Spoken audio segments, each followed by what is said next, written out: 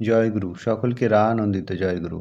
পরম দয়াল শ্রী শ্রী ঠাকুরের রাতুল চরণে প্রতি প্রত্যেকের মঙ্গল কামনা করে আজকের আলোচনা শুরু করছি।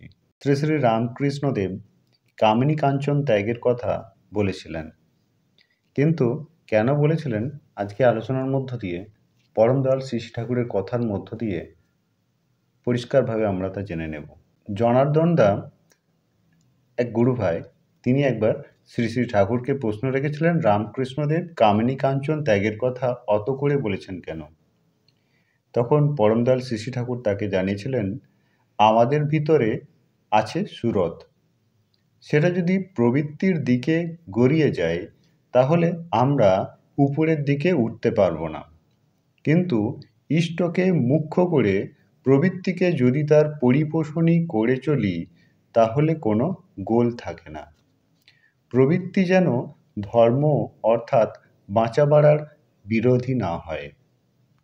আলোচনা প্রসঙ্গে বিংশ খণ্ড, পৃষ্ঠা 122। আপনারা সকলে ভালো থাকবেন, সুস্থ থাকবেন। সকলকে আবারও রানন্দিত জয়গুরু।